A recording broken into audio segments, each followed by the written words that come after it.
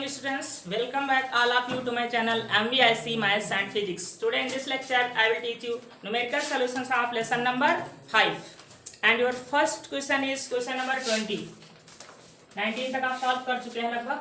Question number 20 है आपका, एक तार की लंबाई 100 मीटर और व्यास 2 मिलीमीटर है। तार, ये तार इस प्रकार से, इसकी लंबाई L और व्यास मतलब ये वाला होता है अनुप्रस्थ काट का जो ये मोटाई होती है, इसको हम क्या कहते हैं, तार का व्यास कहते हैं। तो L इक्वल टू कितना दिया हुआ है 100 मीटर और व्यास 2r, इसको हम लिख लेते हैं त्रिज्या का 2 गुना। ये दिया हुआ है आपको 2 मिलीमीटर, 2 मिलीमीटर तो r इक्वल टू हो जाएगा 1 मिलीमीटर। अब हम मिलीमीटर में नहीं कोई वैल्यू रखते हैं, मीटर में होना चाहिए, तो मिलीमीटर को मीटर में कैसे कन्वर्ट करते हैं, -3 मीटर हो गया, r मीटर में निकल आई। तार के पदार्थ का विशिष्ट प्रतिरोध, विशिष्ट प्रतिरोध को किस अच्छा से लिखते हैं 4.8 10 की पावर -8 इक्वल टू 4.8 इंटू 10 की पावर -8। मात्रक क्या होता है ओम मीटर मात्रक होता है, ये ओम मीटर। आप जब एग्जाम में लिखेंगे तो ऐसे नहीं लिखेंगे, एग्जाम में आपको ये लिखना पड़ेगा तार की लंबाई, तार का व्यास और तार का विशिष्ट प्रतिरोध, ऐसे लिखेंगे, सिंबल का नाम भी। इसी पदार्थ के समान द्रव्यमान परंतु दोगुने व्यास के तार का प्रतिरोध क्या होगा। बहुत कुछ इसमें सीखना है आपको। हाँ, अब कहा है इसी पदार्थ के, पदार्थ यही है तो विशिष्ट प्रतिरोध नहीं बदलेगा, अर्थात रो दूसरे तार के लिए भी सेम रहेगा। कहा है समान द्रव्यमान परंतु दोगुने व्यास। जब द्रव्यमान इतना ही लोगे, मान लीजिए एल्युमिनियम का तार है, अगर द्रव्यमान इतना ही लोगे और व्यास अगर आप दोगुना कर दोगे तो लंबाई प्रभावित हो जाएगी ना। अगर व्यास आपने दोगुना कर दिया पहले के पेशा, पहले 2r था, 2r इक्वल टू 2 था, अब 2r को कितना कर दोगे 4। जब व्यास को दोगुना कर दोगे तो लंबाई प्रभावित हो जाएगी, यहाँ पर लंबाई में कोई ना कोई परिवर्तन आ जाएगा, क्योंकि द्रव्यमान उतना ही लेना है। जितना बड़ा ये तार था, मान लीजिए इसी को गला दिया गया है और इसी को गला करके दूसरा तार आपको बनाया गया है, ठीक, और उस तार का व्यास बड़ा कर दिया गया, लंबाई कम कर दी गई। बात समझ रहे हैं। यहाँ 2 प्रकार के क्वेश्चन होते हैं, एक होते हैं कि उसी तार को गलाकर लंबाई घटाई बढ़ाई गई है, और एक होता है दूसरा तार ले लिया गया है, ठीक है। तो इस क्वेश्चन को ऐसे समझोगे, यही है, इसको गला दिया गया, इसकी मोटाई बढ़ा दी गई है। जब व्यास दोगुना किया जाता है तो त्रिज्या भी दोगुनी हो जाती है। आप यहाँ से देख सकते हो त्रिज्या कितनी आई थी 1 आई थी, यहाँ पर व्यास को दोगुना कर दिया, अर्थात कितना हो जाएगा 4 हो जाएगा। पहले व्यास था 2, तो इससे इसको काटोगे त्रिज्या भी दोगुनी हो जाएगी ना। तो व्यास का त्रिज्या पर डायरेक्ट प्रभाव पड़ता है, तो कहोगे जब व्यास दोगुना कर देते हैं, दोगुना कर देते हैं, चलिए इनको R1 मान लीजिए, ये त्रिज्या जो थी, और लंबाई को L1 मान लीजिए, कर देते हैं तो त्रिज्या R2 जो होगी वो भी क्या हो जाएगी, दोगुनी हो जाएगी। पहले 1 मिलीमीटर आई थी, कितनी हो जाएगी 2 मिलीमीटर हो जाएगी, अर्थात त्रिज्या दोगुनी हो गई, 10 की पावर माइनस कितनी 3 मीटर। क्या ये बात समझ पाए। अब आपको निकालना है मेंसुरेशन विधि से कि यहाँ पर जो है व्यास को, त्रिज्या को दोगुना किया गया है तो लंबाई कितने गुने हो गई होगी, क्योंकि द्रव्यमान नहीं बदला जाता, द्रव्यमान सेम रहता है। तो लिखोगे पहले तार का आयतन बराबर बाद के तार का आयतन, या कह दो त्रिज्या दोगुने करने के बाद, त्रिज्या दोगुना करने के बाद का आयतन। देखिए जब द्रव्यमान नहीं बदला जाएगा तो आयतन सेम रहता है। जब मेंसुरेशन में 10th में आप लोग पढ़ते होंगे, जब किसी वस्तु को गलाया जाता है, कहते हैं 4 गोलियों को गलाकर एक बड़ी गोली बनाई गई, तो उसमें क्या नियत रहता था, आयतन नहीं बदलता था। तो पहले तार का अगर इसका आयतन निकालना है तो हम क्या करेंगे, देखो इसका क्षेत्रफल लेंगे πr², और यहाँ पर h लेते थे, वहां पर क्या लेंगे L, तो यहाँ पर हो जाएगा πr² L1, उसकी लंबाई क्या है L1, और R1 हो जाएगी पहले की त्रिज्या, इक्वल टू, अब त्रिज्या जब दोगुनी कर दी गई है तब के लिए हम क्या लिखेंगे πr² दूसरी त्रिज्या, और लंबाई यहाँ पर हमने क्या मान लिया है L2 मान लिया है यहाँ पर, तो पाई से पाई कैंसिल हो जाएगा, ठीक है। यहाँ पर आप निकालेंगे L1 अपान L2 को इसके नीचे ले आए, तो यहाँ पर हो जा रहा है R2 अपान R1 को इसके अपान में ले आएंगे, इसका हो जाएगा होल ऑफ स्क्वायर, ठीक है। तो पहले वाली बाद वाली त्रिज्या कितनी की गई है 2, और पहले वाली त्रिज्या कितनी थी 1 थी, तो यहाँ पर लिखेंगे 2 गुणे 10 की पावर माइनस कितनी थी 3, और यहाँ पर लिखोगे 1 गुणे 10 की पावर -3, इसका स्क्वायर करोगे, मान आप किसका निकाल रहे हैं, L1 अपान L2 का, यहीं से आंसर निकल आएगा। ये कट जाएगा, 2 का स्क्वायर करोगे L1 अपान L2, फिर से लिख ले रहे हैं, L1 अपान L2 हो जाएगा 4/1। L1 अपान L2 निकल आया है, अर्थात पहले की लंबाई अगर 4 थी तो अब लंबाई कितनी बची होगी, 1, क्योंकि तार को जब मोटा कर दिया तो लंबाई क्या होगी, कम पड़ी होगी। अब आप जो है एक डायरेक्ट रिलेशन लिख सकते हैं यहाँ से। देखिए फार्मूला होता है R equal to rho L upon A, ठीक है। तो जब आपको L में निकालना है तो यहाँ पर फार्मूला आपका चेंज होगा, ये नोट करो, फिर बता रहे हैं अभी फार्मूला। अब देखिए यहाँ से पहले के प्रतिरोध के लिए R1 बराबर लिखोगे रो L1 अपान ए की जगह लिख लोगे पाई R1 स्क्वायर। देखिए रो नहीं बदलेगा, रो पदार्थ का विशिष्ट प्रतिरोध होता है, कहा था समान पदार्थ का दूसरा तार भी है, तो पहले भी रो लेंगे बाद में भी रो लेंगे, रो क्यों लेंगे। Equation number 1। दूसरे के लिए क्या हो जाएगा, R2 equal to rho L2 upon pi R2 square. Equation number 2। अब दोनों को हम डिवाइड कर देंगे, तो यहाँ आ जाएगा R1 अपान R2 इक्वल टू, अच्छा इसमें R1 भी नहीं दिया है ना, तो पहले R1 निकालना पड़ेगा अलग से। चलिए R1 हम निकाल ले रहे हैं। R1 इक्वल टू रो का मान कितना दिया था बोलो, इंटू 10 की पावर -8। L कितना था, L1 100 मीटर, और पाई R स्क्वायर, पाई का मान 3.14, R स्क्वायर R1 कितना था 1 इंटू 10 की पावर -3, इसका स्क्वायर करोगे। पहला क्वेश्चन इतना बड़ा हो गया आपका, ये हो जाएगा 4.8, और यहाँ पर पावर यहाँ पर मल्टीप्लाई होगी, कितनी बचेगी 6, ये 2 पावर यहाँ पर ऐड हो जाएगी। 3.14 इंटू 10 की पावर नीचे कितनी आ जाएगी -6, यहाँ भी आ जाएगी, +6 नहीं होगी, ये जब स्क्वायर होता है तो केवल पावर -3 है तो -3 और ऐड होती है, प्लस नहीं होती यहाँ, ये पावर कैंसिल हो जाएगी। R1 इक्वल टू, इसको डिवाइड करके मान निकाल लेंगे, नोट करें। अब आपको निकालना है R2, तो देखिए फार्मूला लगाओगे R2 equal to rho L2 upon pi R2 square, ये करोगे ना, तो रो का मान तो वही रख दोगे जो आपको दिया है, कितना 4.8 इंटू 10 की पावर -8।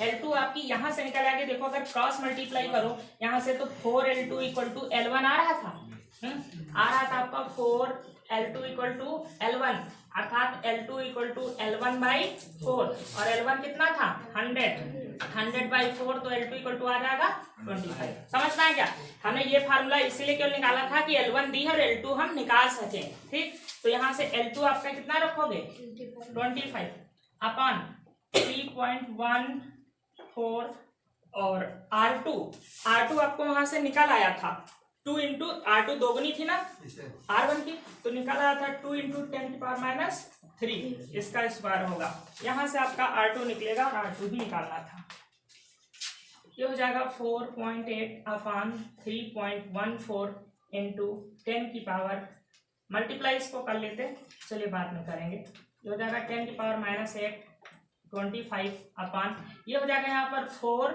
इंटू 10 की पावर -6, कुछ कैंसिल यहाँ से होगा, 25 कैंसिल तो होगा नहीं, यहाँ से इसको गुणा करो तो 25 हटे कितना होता है 200, हासिल होगा 20, 25 को 100, 100 और 20 120, एक अंक बाद दशमलव लगा था, यहाँ पर दशमलव लगा दीजिए, 4 से इसको गुणा 4 16 के 6 हो जाएगा, हासिल हुआ 1, 4 4 5 और 4 में 12, ये आ गया, और पावर कितनी हो जाएगी, ये ऊपर जाएगी -6 तो प्लस हो जाएगी, तो पावर बचेगी -2। अब इसको डिवाइड कर लीजिए इसको, और आंसर आ जाएगा आपका करेक्ट।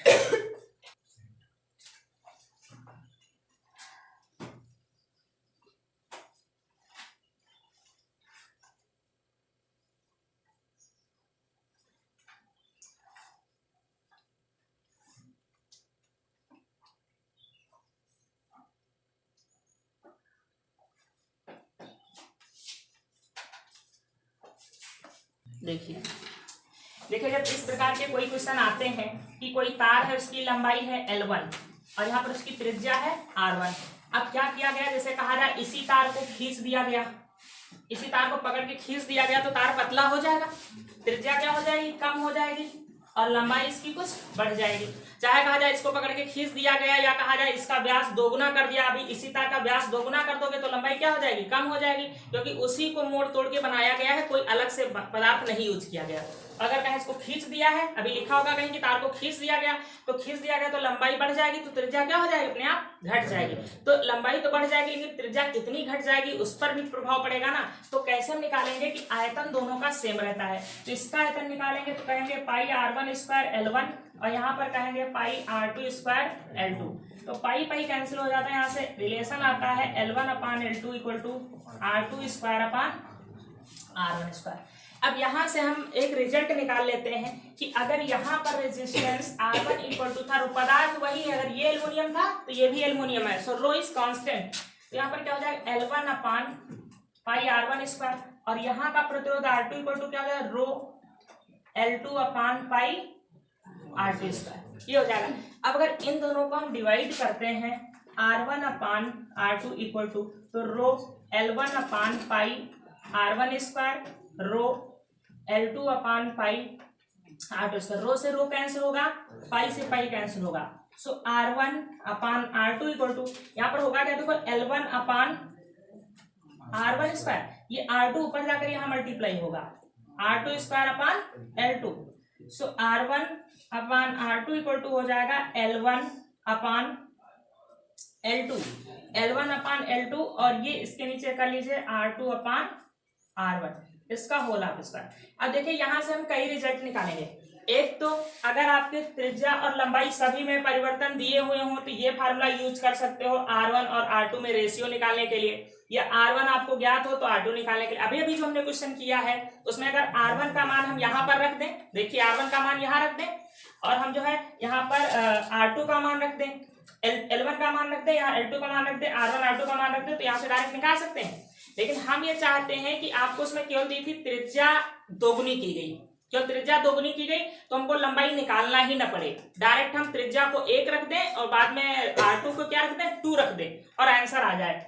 तो हम क्या करेंगे L1 अपान L2 की जगह क्या लिख सकते हैं R2 अपान R1 का होल हाफ स्क्वायर यहाँ से। तो इसकी जगह पर जब हम मान रखेंगे तो R1 अपान R2 आपका फार्मूला यहाँ पर आ जाएगा R2 बटे R1 का whole half square, whole half square, और पहले से भी लिखा है R2 अपान R1 का होल हाफ स्क्वायर, ये लिखा है। तो आपका फार्मूला बनेगा R1 अपान R2, ये रेजिस्टेंस है प्रतिरोध, ये त्रिज्याएं हैं, R2 अपान R1 की पावर 4। तो ये आपका ऐसा फार्मूला है जब कभी ये कहा जाए तार को खींच कर बढ़ा करके त्रिज्या दोगुनी की गई, 4 गुनी की गई केवल त्रिज्या, तो लंबाई आपको निकालना ही नहीं है, डायरेक्ट इसमें रख देना, क्योंकि लंबाई निकाल के रख के मैंने एक फार्मूला ये बना दिया है। अगर लंबाई में कहा जाए परिवर्तन किया गया तो क्या करेंगे, त्रिज्या में परिवर्तन नहीं किया गया है तो एक फार्मूला और निकल के आएगा R1 अपान R2 इक्वल टू, ये L1 अपान L2 रखी रहेगी, R2 बटे R1 का होल हाफ स्क्वायर की जगह हम क्या लिख सकते हैं L1 बटे L2। तो यहाँ से जब हम रखेंगे L1 अपान L2 तो दूसरा फार्मूला हो जाएगा R1 अपान R2 L1 बटे L2 का होल हाफ स्क्वायर। तो हम अभी जो क्वेश्चन सॉल्व करके आए हैं, हम चाहते तो R1 केवल निकाल लेते और यहाँ पर मान रख करके हम उसको सॉल्व कर सकते थे। अभी भी जो क्वेश्चन इतना बड़ा सा हम हल करके आए हैं, ठीक। तो अगर चाहें तो ये पूरा डेरिवेशन लिखे कि पहले हमने इससे क्या किया, आयतन से L1 L2 R1 R2 में रिलेशन निकाला, और ये तभी निकलेगा जब एक दूसरे से प्रभावित हो रही है, त्रिज्या बदलने से लंबाई प्रभावित हो रही है, क्वेश्चन पढ़ के पता चलेगा, ठीक। उसके बाद ये मेरा डेरिवेशन मेथड है, आप चाहे तो केवल ये एक फार्मूला लिखें, एक ये फार्मूला लिख लीजिए और एक ये लिख लीजिए, ये 3 फार्मूले लिख लो, फिर अभी बताते हैं कठिन वाले क्वेश्चन कैसे सरल होंगे। देखिए अगर पिछले क्वेश्चन को आप करना है शार्ट ट्रिक से और इसी से अभी बता रहे हैं, इसी से आप करेंगे, रो R1 आप निकाल लेंगे, वैल्यू रो की रख करके L1 और इसकी सबकी रख करके, ये कितना आया था 1.552, ठीक है। तो अब फार्मूला लगा देंगे यहाँ पर R1 अपान R2 अपान R1 की पावर 4, ये डायरेक्ट फार्मूला, और देखिए 2 लाइन में क्वेश्चन हो जाएगा। R1 का मान 1.52 अपान R2 कितना था 2 गुना और R1 था 1 गुना, यही तो कहा गया था त्रिज्या 2 गुनी कर दी जाए, अर्थात R1 अगर 1 है तो R2 कितना कर दिया जाए 2 गुना, तो 1.52 अपान R2 इक्वल टू 4, ये कितना आ जाएगा, 2 को 4 बार गुणा करो 16, 1, समझ पाइए। तो R2 इक्वल टू आ जाएगा, क्रॉस मल्टीप्लाई करोगे 16 R2 equal to 1.52, so R2 equal to 1.52 upon 16 कितना आएगा आप भाग करके देख लीजिए, यहाँ पर आपको वही आ जाएगा 0.095 या 6 कुछ समथिंग आ जाएगा इतने ओम। तो आपको इस फार्मूले से क्या करना है, आपको लंबाई से कोई मतलब नहीं रहेगा। जब आपकी त्रिज्या 2 गुनी 3 गुनी की गई, डायरेक्ट त्रिज्या का फार्मूला लगाइए, लेकिन R1 आपको निकालना पड़ेगा इसमें हर कंडीशन में, ठीक। तो आप पहला question, question number 21, question number 21 है 5 ओम के एक मोटे तार को एक पतले तार में खींचा जाता है। क्वेश्चन वैसा ही आ गया, एक मोटा तार है, इसका रेजिस्टेंस R1 कितना 5 ओम। अब इसको पतले तार में खींचा जाता है, जब इसको खींचोगे तो पतला तो होगा, त्रिज्या तो घटेगी, लेकिन लंबाई क्या होगी, बढ़ेगी, अर्थात दोनों एक दूसरे से प्रभावित हो रहे हैं ना। तो वही फार्मूला यूज कर सकते हैं जो हमने बताया है। तो जो पहला प्रतिरोध R1 था उसका वो था 5 ओम, 5 ओम। अब ये एक मोटा तार था, ये इसको पतले तार में खींच दिया गया, यहाँ पर होगी L1 और त्रिज्या R1, यहाँ पर L2 और त्रिज्या R2 हो गई, ठीक। ये आपको बनाना सिंबल नहीं समझने के लिए है, जिससे कि इनकी लंबाई 3 गुनी हो जाती है, लंबाई 3 गुनी हो जाती है। इसका मतलब है यदि L1 बराबर L है तो L2 बराबर 3 गुनी 3L। क्या समझ पाए बात, देखा खींचने पर लंबाई 3 गुनी हो जाती है। तो 3 गुनी होने का मतलब अगर यहाँ पर L1 बराबर L थी तो यहाँ पर क्या हो गई है, 3L हो गई है। ये यहाँ पर लिख देंगे चूंकि लंबाई 3 गुनी हो जाती है, चूंकि लंबाई 3 गुने हो जाती है, तो L2 बराबर कितनी हो जाएगी, 3L।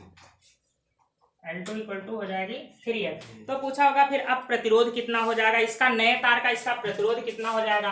तो आपको L1 L2 दिया है, वही फार्मूला लगा दीजिए जो भी बताए हैं, R1 अपान R2 L1 अपान L2 का होल ऑफ स्क्वायर। ये फार्मूला भी बताए हैं ना। और कब लगेगा, जब खींचा जा रहा तार उसी को बदला जा रहा है दूसरे तार में।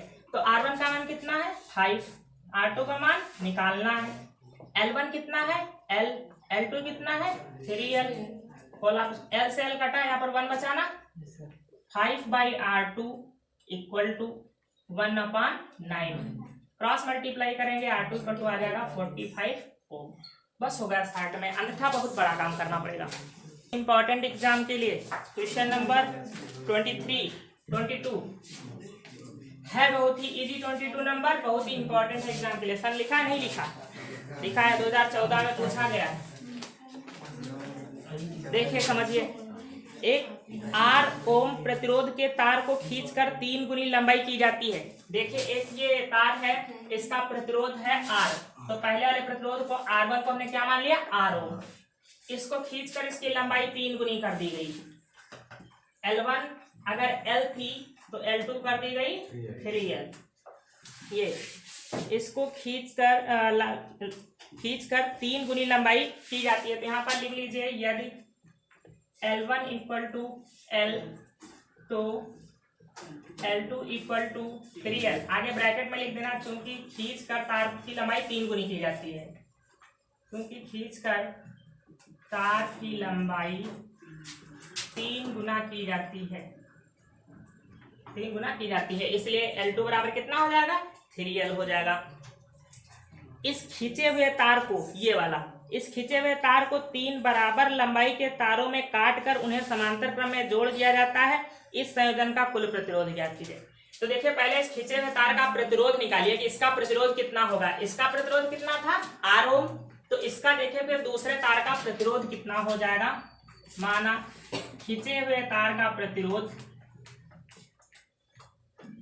खींचे हुए तार का प्रतिरोध R2 है, तो फार्मूला लगा दीजिए R1 अपान R2। अब लंबाई में परिवर्तन किया गया ना, L1 अपान L2 का होल ऑफ स्क्वायर। R1 कितना है R, कोई कुछ नहीं बोल रहा, सब चले गए पार्टी में ना, ये कैंसिल हो जाएगा। R1 का मान R रख दिया, वहां R1 मत लिखना आप, 1/9 हो जाएगा, 1/3 बचा था, होल ऑफ स्क्वायर था। क्रॉस मल्टीप्लाई करेंगे तो R2 कितना निकल रहा है 9R। तो ये तो निकल आया इसका प्रतिरोध, पहला पार्ट ये इसका प्रतिरोध निकला। अब कहा इसको 3 बराबर बराबर टुकड़ों में काट दिया गया है।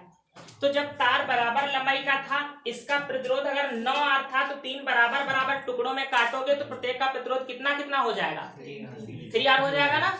ये 9R जो है 3 जगह बढ़ जाएगा, 3R यहाँ हो जाएगा, 3R यहाँ हो जाएगा, 3R। ये तो कोई फिजिक्स का लॉजिक नहीं है, आपका लॉजिक है कि तार की जब लंबाई प्रभावित होगी तो उसी अनुसार ये बढ़ जाएगा प्रतिरोध।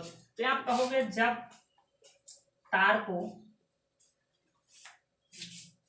3 बराबर भागों में 3 बराबर भागों में काटा जाता है तो प्रत्येक का प्रतिरोध जो होगा वो हो जाएगा 9R/3 बराबर हो जाएगा 3R। तो अब 3R के 3 प्रतिरोध हो गए, ये हो गया आपका R1 मान लीजिए, ये हो गया R2, ये हो गया R3। अब इनको समांतर क्रम में जोड़ने पर तुल्य प्रतिरोध कितना होगा कहा गया है। तो इनको समांतर क्रम में श्रेणी क्रम में समांतर क्रम में इनको जोड़ दीजिए। ये हम ये मिटा दें सब, ये तो समझाने के लिए बता रहे, इसका कोई मतलब नहीं है। सब यहीं पर देख लीजिए, इनको समांतर क्रम में जोड़ दीजिए। समांतर क्रम में जानते हो 3R 3R 3R, ये समांतर क्रम में जुड़ गए किसी भी वैल्यू से। इनका प्रतिरोध कैसे निकालते हो, इनका प्रतिरोध कैसे निकालोगे, 1/R, इसको R' लिख रहे हैं, 1/3R। समांतर क्रम का फार्मूला यही तो होता है इसमें। एलसीएम कितना होगा, जब डिनोमिनेटर सेम होता है तो वही एलसीएम हो जाता है। 3R से इसको डिवाइड किया 1 बचा, 3R से इसको डिवाइड किया 1 बचा, यहाँ भी 1 बचा। 1/R' बराबर 3/3R, 3 से 3 cancel, R' equal to R। Finally answer आपका हो गया कि जो तुल्य प्रतिरोध निकलेगा वो R। क्वेश्चन आपका ये था कि पहले तार की लंबाई L1 L है, उसको खींचकर 3 गुना कर दिया गया है, और 3 गुना करने के बाद जो तार बना है उसको 3 टुकड़ों में काट दिया गया है और उन टुकड़ों को समांतर क्रम में जोड़ दिया गया है। तो हम पहले निकाले हैं कि जब तार को खींचकर 3 गुना किया गया तो R2 कितना निकला, 9R निकलेगा। अब 9R को 3 छोटे छोटे भागों में तोड़ दिया गया, लिखा है तार जब तार को 3 बराबर भागों में बांट देते हैं तो प्रत्येक टुकड़े का प्रतिरोध आ जाएगा 9R/3। ये अब इनको समांतर क्रम में जोड़ा गया, ये जोड़कर तुल्य प्रतिरोध निकाला तो आंसर क्या आ गया, R आ गया। एग्जाम में पूछा गया 14 में, इंपॉर्टेंट है बहुत। क्वेश्चन नंबर 23 देखिए। 23 नंबर है, 1 किलोग्राम तांबे के टुकड़े को 1 मिलीमीटर मोटे तथा दूसरे टुकड़े को 2 मिलीमीटर मोटे तारों में खींचा जाता है। इन तारों के प्रतिरोधों की तुलना कीजिए। क्वेश्चन इतना गंभीर सा लग रहा, कुछ नहीं है इसमें लिखा। 1 किलोग्राम का एक टुकड़ा है, चलिए तांबे का ये टुकड़ा है, ये 1 kg है, ठीक है। इससे 2 तार बनाए गए हैं, एक ये तार बनाया गया, एक बड़ा तार को ये बनाया गया, दोनों बराबर लग रहे हैं, चलो बड़ा हो गई। 2 तार बनाए गए हैं, तो जब पदार्थ उतना ही है तो इसका मतलब है जितना आयतन इसका होगा उतना आयतन इसका होगा। तो वही फार्मूला जो भी हमने बताया वही यहाँ पर लगेगा। तो यहाँ पर कहा है कि एक तार को टुकड़े को 1 मिलीमीटर मोटे, इसकी मोटाई 1 मिलीमीटर है, तो इसका मतलब क्या समझते हो, मोटाई किसको कहते हैं, व्यास को। तो 2R1 बराबर है 1 मिलीमीटर, तो R1 बराबर हो जाएगा 1/2, चलो इसी में रखो मिलीमीटर। और एक चीज, इन फार्मूलों में हमको मिलीमीटर को मीटर में और किसी में कन्वर्ट भी नहीं करना पड़ता है, डायरेक्ट काम चल जाता है। ये मिलीमीटर में है, मिलीमीटर में ही हम रख देंगे। तो हम कहेंगे पहले तार की त्रिज्या, पहले तार की त्रिज्या ये। अब इसी को मोटे तार, बड़े तार में यहाँ पर मोड़ा गया है, तो कहा गया है यहाँ पर दूसरे तार को 2 मिलीमीटर मोटे तारों में खींचा गया। अब वो 2 मिलीमीटर मोटा है तो मोटाई का मतलब सदा व्यास होता है, ये 2 मिलीमीटर है, तो लिखेंगे दूसरे तार का व्यास कितना होगा, व्यास 2R2 लिखोगे बराबर 2 mm मिलीमीटर। तो त्रिज्या हो जाएगी R2 बराबर 1 मिलीमीटर हो जाएगी। आपको R1 और R2 पता हो गई है। अब 1 किलोग्राम से यहाँ कोई मतलब नहीं है, लिखा है इन तारों के प्रतिरोधों की तुलना कीजिए। तुलना का मतलब अनुपात होता है, तो हम फार्मूला लगा देंगे क्या, R1/R2। फार्मूला क्या होता है, कोई R1/R2 बोला था। त्रिज्या वाले में R2 ऊपर होता है, ठीक, और लंबाई वाले में L1 ऊपर होता है। तो R1/R2 का रेशियो ही निकालना है। R1/R2 का मान कोई नहीं दिया, R2 का मान कितना है 1, R1 का मान कितना 1/2, तो 1/2 यहाँ लिखोगे तो 2 ऊपर जाकर मल्टीप्लाई होगा ना, R1 अपान R2 इक्वल टू 2 ऊपर मल्टीप्लाई होगा 2/1 पावर 4, इसमें 4 पावर होती है, R1 अपान R2 इक्वल टू कितना हो जाएगा 16:1। तो आपका यहाँ पर अनुपात आ जाएगा R1 अनुपात R2 बराबर 16:1। ये आपका यहाँ पर आंसर आ जाएगा। नाउ क्वेश्चन नंबर 24 है, तांबे के समान द्रव्यमान के 2 तार लिए जाते हैं। देखिए द्रव्यमान समान है, तो फिर जब द्रव्यमान समान है तो इसका मतलब है कि एक ही तार जो है एक ही पदार्थ से बना है। द्रव्यमान समान 1 किलोग्राम ये है तो 1 किलोग्राम ये भी है। जब द्रव्यमान समान कहे तब अगर कहे लंबाई घटती बढ़ती है तो इसका मतलब है एक टुकड़ा ये है, वही टुकड़ा यहाँ भी है। इसको गला के बनाया गया तो लंबाई और त्रिज्या कुछ और रखी गई, और इसको गला के जब तार बनाया गया तो लंबाई और त्रिज्या कुछ और रखी गई है। तो जब समान द्रव्यमान कह दे तो समझ लो फार्मूला यही लगेगा जो हम अभी बता रहे थे। तो कहा इसमें कि तार ए व तार बी बनाए जाते हैं। तार ए की लंबाई तार बी की लंबाई से 2 गुनी है। तार ए की जो लंबाई है वो बी की लंबाई से 2 गुनी है। अगर इसको ए मान ले, इसको बी मान ले, तो लिखा है तार ए की लंबाई बी की लंबाई की 2 गुनी है। तो बी की अगर एल है तो इसकी कितनी है 2l। ए की लंबाई 2 गुनी है किसके, बी से, तो यहाँ पर कह देंगे माना तार बी की लंबाई एल, बी की क्या मान ले एल बी, ठीक, तो यह बी को L2 मान लो। तार बी की लंबाई L2 बराबर है L। तो प्रश्नानुसार ए की लंबाई L1 बराबर कितनी हो जाएगी 2l। उल्टा मत कर दिए तो अनुपात दूसरा आ जाएगा। कहा था तार ए की लंबाई बी से 2 गुनी है। बी की अगर 1 है तो इसकी 2 है, इसकी 2 है तो इसकी 4 है, तो इसकी L2 कितनी मान लिए L, तो L1 हो गई 2l। तो कहा है तार ए और बी, हाँ ए का प्रतिरोध भी दे रखा है। ए वाले का प्रतिरोध, ए वाले के लिए हमने क्या माना है, ए वाले के लिए 1, तो R1 बराबर 160 ओम दिया हुआ है। चाहो तो यहाँ पर ए बी भी कर सकते हो, ये बी हो गया, ये ए के लिए हो गया, ऐसा भी कर सकते हो। तो हमको निकालना है, क्वेश्चन गैप हो गया, गैप नहीं हुआ, ये ए का प्रतिरोध दिया है, आर बी निकालना है। क्वेश्चन मार्क कौन सा फार्मूला लगेगा, वही फार्मूला जो अभी 1 2 लिखते थे वहां पर हमने क्या लिख दिया है, ए बी लिख दिया है बस। तो क्या हो जाएगा R A upon equal to L A upon, अगर त्रिज्या होती तो एल बी ऊपर लिखते, आर बी ऊपर लिखते, ठीक है 2 वाला, और इसका होल ऑफ स्क्वायर होता है ना 160 upon R B. L A का मान क्या है 2l और इसका मान है l, whole of square, L से L cancel, 160 upon R B. R B का मतलब क्या है यहाँ पर, बी का प्रतिरोध, या कितना हो जाएगा 4/1, 4 से भाग हो जाएगा, कैलकुलेशन तो यहाँ कर लोगे ना क्रॉस मल्टीप्लाई, 40 ओम, ये आंसर हो जाएगा। क्वेश्चन नंबर 25 देख लो पढ़ के, शायद हो जाएगा। एक तार का प्रतिरोध 16 ओम है, उसे पिघलाकर पहले से आधी लंबाई का तार खींचा जाता है।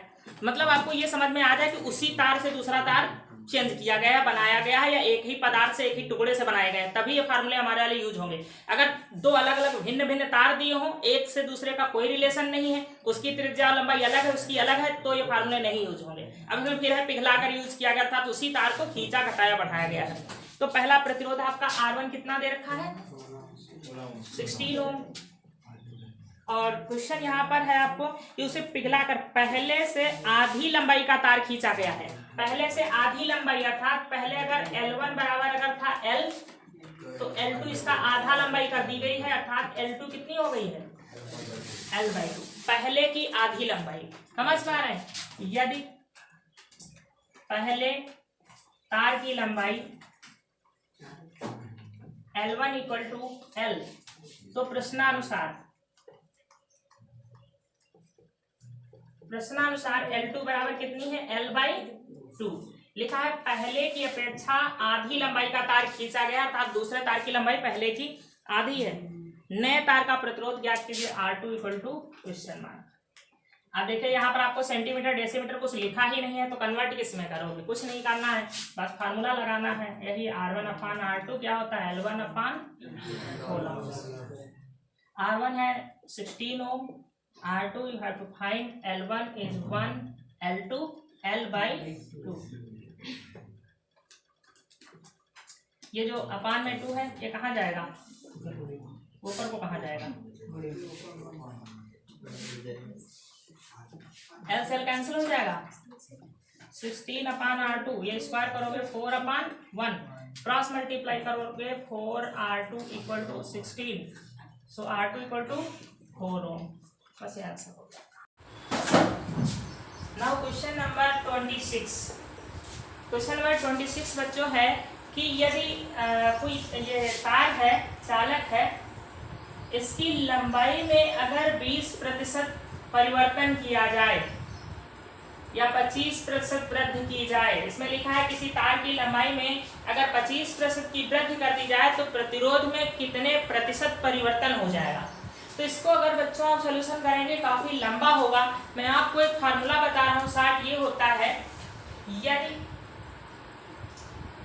चालक की लंबाई में R% की वृद्धि की जाए,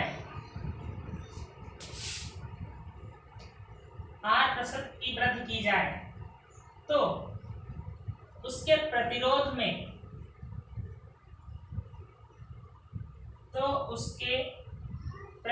में प्रतिशत वृद्धि आप डायरेक्ट इस फार्मूले से निकाल सकते हैं।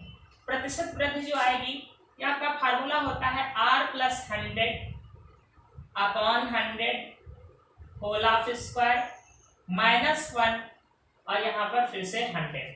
ये आपका फार्मूला होता है। इससे अगर सॉल्व करते हैं तो आपका 1 मिनट में आंसर तुरंत निकल के आ जाएगा। अदरवाइज इसका सोल्यूशन बहुत लंबा होगा। पहले आप लंबाई L मानेंगे, फिर प्रतिशत वृद्धि उसमें निकाल करके दूसरी लंबाई L2 निकालेंगे, तब आप फार्मूला लगाएंगे। समझ पा रहे हैं? तो इससे आप डायरेक्ट कर सकते हैं। अब आपका क्वेश्चन क्या है कि तार की लंबाई में 25% की वृद्धि की गई, अर्थात R कितना दिया हुआ है 25%। तो इसको कैलकुलेट कर लेंगे। R लिखेंगे यहाँ पर 25 प्लस यहाँ पर कितना हो जाएगा 100/100 होल ऑफ स्क्वायर -1 और यहाँ पर फिर से क्या है 100। इसको सॉल्व करें, देखिए ऊपर 25 हो जाएगा 125/100 होल ऑफ स्क्वायर -1 इंटू 100। इसको सॉल्व करेंगे तो यहाँ पर कितना आ जाएगा 5/4 और स्क्वायर करोगे तो कितना आ जाएगा 25 यहाँ पर 16 -1 यहाँ पर हो जाएगा 100। ठीक है, अब इसको जब आप सॉल्व कर रहे हैं तो आपको कितना यहाँ पर मिल रहा है 9/16। यहाँ पर देख लीजिए आ जाएगा 9/16 और यहाँ पर 100 है, 100 से मल्टीप्लाई कर दोगे। ठीक है, इसको आप डिवाइड कर दीजिए। इतने से डिवाइड हो रहा है, आप 2 से डिवाइड कर देंगे, कितना हो जाएगा 450 अपन यहाँ पर कितना हो जा रहा है 8 हो जाएगा। 2 से और डिवाइड कर दीजिए, ये हो जाएगा 2 2 जा 4, 2 2 जा 4, 2 5 जा 10, यहाँ पर हो जाएगा 4।